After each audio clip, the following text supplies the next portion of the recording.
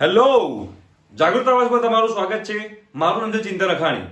હવે આજનો આ વિડીયો જે છે સ્પેશિયલી ફોર જે આપણે તલાટી કમ મંત્રીની જે એક્ઝામ આવી છે એ એક્ઝામની પ્રિપરેશન કેવી રીતે કરવી જોઈએ, એનું પ્લાનિંગ કેવી રીતે હોવું જોઈએ અને આના કોર્સ શું છે, સિલેબસ શું છે અને એમાં નેગેટિવ માર્કિંગ છે શું છે, બધી વસ્તુ આપણે ડિટેલમાં આખી ડિસ્કશન કરવાના છીએ. કયા સબ્જેક્ટ પર વધારે ભાર મૂકવો જોઈએ, રાઈટ? અને જે લોકોને તલાટીની અમારી સાથે પ્રિપેરેશન કરવી હોય તો આપણે એના લેક્ચર્સ યુટ્યુબ ચેનલ પર મૂકવાના ચાલુ કરવાના છીએ. એ જે યુટ્યુબ ચેનલ જે છે એનું નામ છે ગુજરાત કી પાઠશાલા.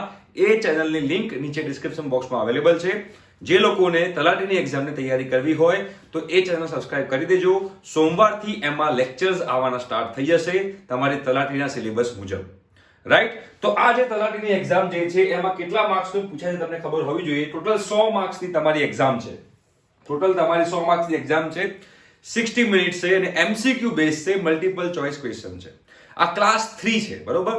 જીપીએસસી ની અંદર ક્લાસ 1, ક્લાસ 2, ક્લાસ 3 આવતું હોય છે. આ ક્લાસ 3 છે તલાટી કમ મંત્રીની એક્ઝામ.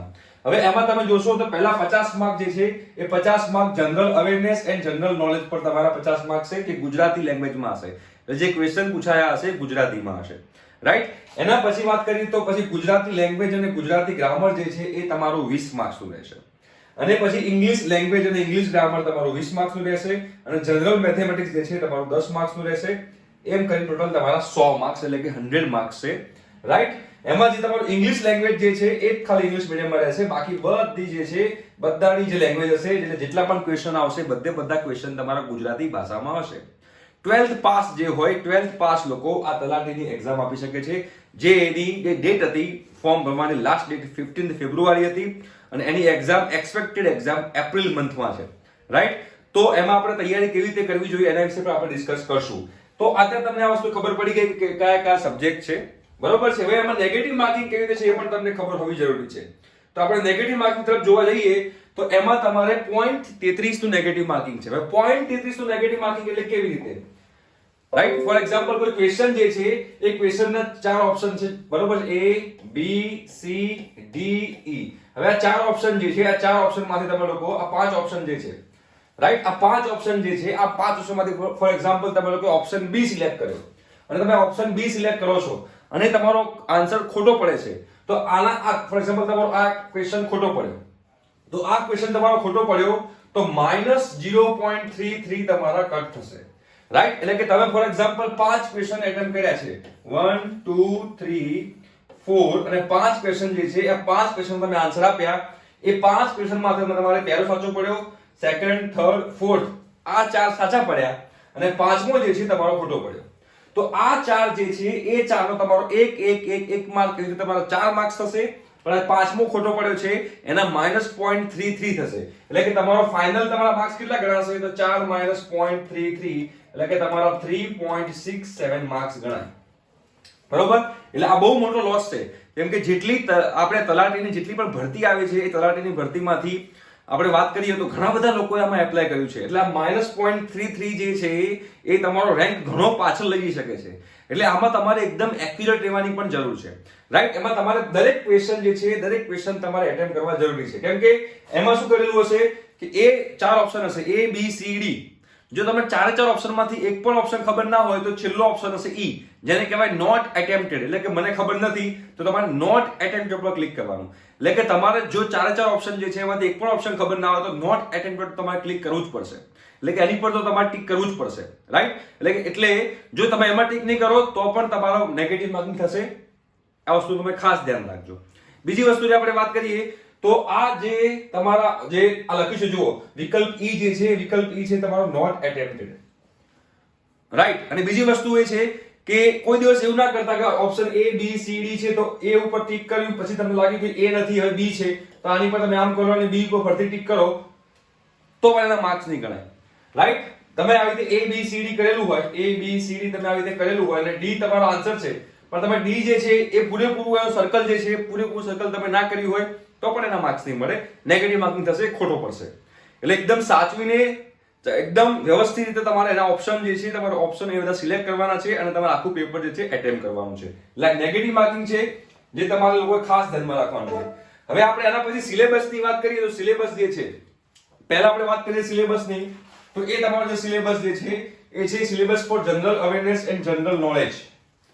આજે જનરલ અવેરનેસ અને જનરલ નોલેજ જે છે એમાં general mental ability, general intelligence, history of India, history of Gujarat, cultural heritage of India and Gujarat, geography એટલે કે ભૂગોળ કહેવાય, right, India and geography of Gujarat, sports, Indian polity and the constitution of India, panchayati raj, welfare, government, બરોબર, India economy and planning, general science, environment and information and communication technology, current affairs, regional, national and international importance. હવે જો આનું જે weightage જે છે ને, આનું weightage તમારું 50 માર્ક્સનું છે.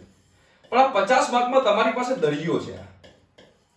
આ દરિયો છે. હવે આમાંથી તમે કેટલું વાંચશો? આ તમારે 50 માર્કમાંથી તમારે જો મેક્સિમમ સ્કોર કરવા હોય તો આ બહુ જ ડિફિકલ્ટ પડે. 50 માંથી 50 લાવવા કે 50 માંથી 40 ની ઉપર જવું. તમારે ટાર્ગેટ રાખવાનું, જો તમારે તલાટીમાં સિલેક્ટ થવું હોય તો તમારા 80 ની અપ માર્ક્સ લાવવાના આઉટ ઓફ 100. તમે 80 અપ તમારા આઉટ ઓફ 100 માર્ક્સ લાવશો તો તમે તલાટીમાં સિલેક્ટ થવાના ચાન્સીસ તમારા બહુ જ વધી જશે, રાઈટ. પણ આ જે 50 માર્ક જે છે, આ 50 માર્ક બધા માટે ટફ રહેવાના છે. બધા માટે કેમ ટફ રહેવાના છે? કેમ કે આમાં આપણે ગમે એટલી મહેનત કરશું તો આપણને ખબર નથી કયો ક્વેશ્ચન પૂછવાનો છે. કેમ કે this is GK, general knowledge છે, જનરલ સ્ટડીઝ છે, રાઈટ. તો આ 50 માર્ક પર તમારે ફોકસ કરવા કરતા બાકીના જે 50 માર્ક જે છે એમાંથી તમે સ્કોર બહુ ઇઝીલી કરી શકશો. આની પર તમારે ફોકસ કરવાનું. પણ ઘણા લોકો શું કરશે કે ઓહો આના 50 માર્ક્સ છે એટલે આખો દિવસ જનરલ સ્ટડી કર્યા કરશે અને બાકીના જે 50 માર્ક છે એને ભાર ઓછો આપશે. અને એનો ભાર જો ઓછો આપશે અને આમાંથી જો પેપર ટફ નીકળ્યું તો તમારે 2 માંથી 2 બગડશે. એટલે આપણે આવું કરવાનું નહીં કોઈ દિવસ, બરોબર છે. હું તમને આખું પ્લાનિંગ તમને કરીને બતાવું છું આગળ કે તમારા તલાટીની એક્ઝામની તૈયારી કેવી રીતે કરવી જેના કારણે તમને ક્લિયર થાય. એના પછી આપણે સિલેબસ ઓફ ગુજરાતી કહીએ, સાહિત્ય, બરોબર. તો આ જે સાહિત્ય જે છે, ફેમસ પબ્લિકેશન્સ, બરોબર છે, એકાંકી નાટકો, Born places of poet and writer એટલે કે જે કવિ અને લેખક હોય એના બર્થ પ્લેસ શું છે, ગુજરાતી ભાષાના ખ્યાતનામ ગ્રંથ કયા કયા છે એની આપણે વાત કરવાની, ગુજરાતી ફેમસ પોએટ ઉપનામ, બરાબર, નવલકથાના લેખક અને કાવ્યના લેખક. આ જે છે આ ટોપિક એવો છે કે આ લિમિટેડ ટોપિક થઈ ગયો કહેવાય. આ વસ્તુ લિમિટેડ થઈ ગઈ કહેવાય. તમે આમાં મહેનત કરો તો આમાંથી જે પૂછાય તમને આવવાના ચાન્સીસ વધારે છે. પણ જે જનરલ સ્ટડી જે છે એ લિમિટેડ ના કહેવાય, ધેટ ઇઝ અનલિમિટેડ. આ અનલિમિટેડ છે. આ બધાનો સિલેબસ લિમિટેડ છે જેમાંથી તમે લોકો વાંચીને તમને ખબર છે કે મારે આટલું જ કરવાનું છે અને તમે એટલું કરશો તો એમાંથી તમારા માર્ક્સ આવવાના ચાન્સીસ વધારે છે, રાઈટ. અને આવવાના ચાન્સીસ પણ તમારા વધારે છે. એના પછી આપણે આગળ વાત કરીએ તો સિલેબસ ઓફ ગુજરાતી ગ્રામર. આ મેં તમને કીધું ગુજરાતી સાહિત્ય અને ગુજરાતી ગ્રામર એ બદલેથી તમારા 20 માર્ક્સ છે, રાઈટ. એમાં સમાસ છે, અલંકાર છે, નિપજ છે, બરાબર, સંજ્ઞા છે, કૃદંત છે, પછી સંધિ છોડો સંધિ જોડો છે, વિભક્તિ છે, બરાબર, કર્તરી કર્મણી વાક્ય છે, છંદ છે, કહાવત છે, રૂઢિપ્રયોગ છે અને જોડણી છે, રાઈટ. આ ગુજરાતી ગ્રામર છે. આ પણ આપણે ઈઝી છે કેમ કે નાનપણથી આપણે ગુજરાતી શીખતા આવ્યા છીએ. આપણે ગુજરાતી મીડિયમમાં ભણેલા હોય તો ગુજરાતી વ્યાકરણ આપણે બહુ ભણેલા હોઈએ અને ગુજરાતી વ્યાકરણ ભણેલા હોય બેઝિક ગુજરાતી ગ્રામર છે જે આપણને થોડી મહેનત કરીએ તો પણ આપણે આમાં સારો એવો સ્કોર કરી શકીએ છીએ, રાઈટ. એના પછી આપણે વાત કરીએ તો ગુજરાતી ગ્રામર પછી આવશે તમારું syllabus of mathematics and reasoning. આ જે syllabus of mathematics and reasoning છે ને બહુ જ ઈઝી છે. આમાં તમારે ફક્ત અને ફક્ત પ્રેક્ટિસ કરવાની છે. જેટલી તમે વધારે પ્રેક્ટિસ કરશો એટલું તમારું લોજિક ડેવલપ થશે અને લોજિક ડેવલપ થયા પછી તમે લોકો આમાં સારો એવો સ્કોર કરી શકો છો. અને આમાં જે સિલેબસ છે રિલેશનશિપ્સ છે, જમ્બલિંગ છે, વેન ડાયાગ્રામ છે, આ બધી વસ્તુ જે છે આપણે ગુજરાતી પાઠશાળામાં લેક્ચર્સ મૂકશું જેના કારણે તમને લોકોને ફાયદો થાય. ડેટા ઇન્ટરપ્રિટેશન એન્ડ સફિશિયન્સી છે, બરાબર, કન્ક્લુઝન્સ એન્ડ ડિસિઝન મેકિંગ છે, સિમિલારિટીઝ એન્ડ ડિફરન્સીસ છે, analytical reasoning, classification, direction, shapes and mirrors, images, clocks, બરાબર, analogies, analytical reasoning, number series, letter series, odd man out, coding and decoding, alphabetical numerical series અને mathematical operation. આ આખો syllabus જે મેથ્સનો જે છે આમાંથી તમારે 10 માર્ક્સનો આવશે. બહુ જ ઈઝી છે. જો તમે લોકો પ્રેક્ટિસ કરશો ને તો તમારે બહુ જ ઈઝી છે. આ 10 માંથી 10 માર્ક્સ લાવવા તમારા માટે બહુ જ ઈઝી બની જશે. આ સૌથી સ્કોરિંગ કહેવાશે. જે લોકો આમાં 10 માંથી 10 માર્ક્સ લાવી દેશે ને એનો સ્કોર એટલે કે એના 80 અપ જવાના કે એના 80 આજુબાજુ તમારા માર્ક્સ લાવવાના ચાન્સીસ વધી જશે. કેમ કે આ આપણે નાનપણથી ભણતા આવેલ ટોપિક છે બધા. અમુક લોકો ગુજરાતી મીડિયમમાં હશે, લોકોને ખબર નહીં પડતી કે આ બધા શું છે.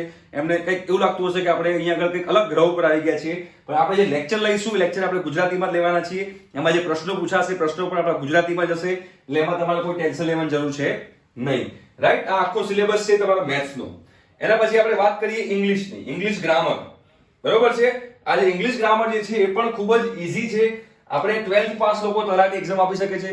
તો 12th પાસ લોકો હોય તેના માટે ઇંગ્લિશ તો બહુ ઈઝી કહેવાય, બરાબર. Direct indirect speech, WH questions, degrees of comparison, word order exercise, question tag exercise, choose the correct sentence analogies exercise, બરાબર. Sentence rearrangement, opposite gender exercise, tenses, antonyms, બરાબર. સિનોનિમ્સ, બરાબર. ક્લિયર થાય છે. પછી આ સિંગ્યુલર એન્ડ પ્લુરલ, આ ઇડિયોમ and phrases, pick the odd one out, error correction exercise, ઘણી બધી વસ્તુ છે, બરોબર. આ ગ્રામર છે, આ ગ્રામર જે છે આ ઇંગ્લિશનું આખું ગ્રામર તમને અમે લોકો શીખવાડવાનો ટ્રાય કરશું. મંડે થી આપણા લેક્ચર સ્ટાર્ટ થાય છે ગુજરાત કી પાઠશાળામાં, જેની લિંક જે છે નીચે ડિસ્ક્રિપ્શન બોક્સમાં અવેલેબલ છે. જે લોકોને આ તલાટીની તૈયારી અમારી સાથે કરવી હોય તો YouTube પર એના વિડીયો આવશે, તો એ તમે સબસ્ક્રાઇબ કરી દેજો અને આ ચેનલ પર સબસ્ક્રાઇબ કરી દેજો, કે જે પણ એક્ઝામ રિલેટેડ જે પણ ન્યૂઝ હશે બધા ન્યૂઝ તમને આ ચેનલ પર મળતા રહેશે, રાઈટ. તો આ આખો થયો આપણો સિલેબસ. હવે આની તમારે તૈયારી કેવી રીતે કરવાની? જો તમારી જે એક્સપેક્ટેડ ડેટ જે છે એ તમારી એક્સપેક્ટેડ ડેટ આપણે વાત કરીએ તો એ લગભગ એપ્રિલ મિડ કે એપ્રિલ લાસ્ટમાં તમારી આ લગભગ તલાટીની એક્ઝામ લેવાશે, રાઈટ. તો તમારે નક્કી કરવાનું કે એવરી ડે જે છે એવરી ડે તમારે રાતે 2 કલાક, બરાબર, રાતના 2 કલાક જે છે મેથ્સ માટે આપી દેવાના.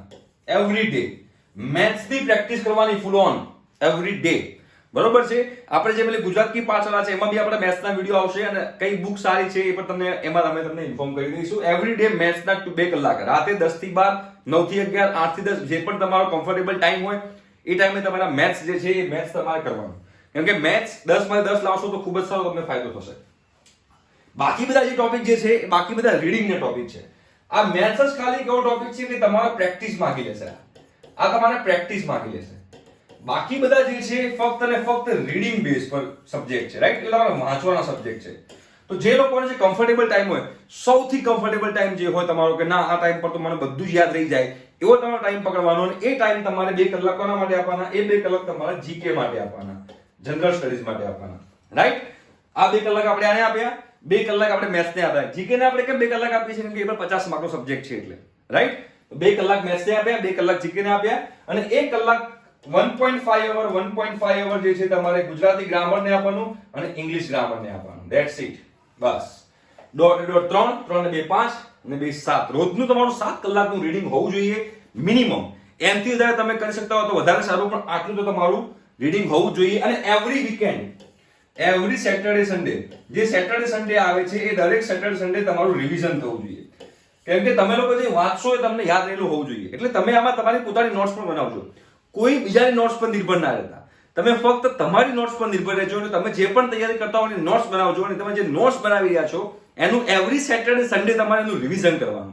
જે મંડે ટુ ફ્રાઈડે તમે જે વાંચ્યું હોય એનું સેટરડે સન્ડે તમારે રિવિઝન કરવાનું, જેના કારણે તમે લોકો ભૂલી ના જાઓ. તમે એકવાર ખાલી વિચારજો કે તમે 2-3 દિવસ પહેલા જે ખાધેલું હોય પણ કે જે કપડાં પહેર્યા હશે કે જે ખાધેલું હશે એ પણ તમને યાદ નહીં હોય, તો 2-3 દિવસ પહેલા વાંચેલું કે અઠવાડિયા પહેલા વાંચેલું આપણને કેવી રીતે યાદ હોય? તો રિવિઝન જે કરશે, રિવિઝન બહુ મોટું હથિયાર છે. આ રિવિઝન જે કરશે એ આમાં સક્સેસ જશે. અને લગભગ ઘણા બધા લોકો એવા છે કે જે લોકો તલાટીની એક્ઝામની આપણે એ લોકોએ એપ્લાય કર્યું છે, તો એમાં આપણે રેન્ક લાવવાનો છે અને એમાં આપણને જોબ લેવાની છે. તો આવી રીતે સિન્સિયરલી મહેનત કરશો તો 100% તમે લોકો પાસ થઈ જશો, ઠીક છે. તો જે લોકોને અગેન કહું છું કે તલાટીની એક્ઝામની તૈયારી કરવી હોય એ ગુજરાત કી પાઠશાળાને સબસ્ક્રાઇબ કરી દે. મંડે થી એમાં લેક્ચર આવવાના સ્ટાર્ટ થઈ જશે અને તમને એમાં ઘણું બધું શીખવા મળશે. Thank you so much and all the best. Bye bye.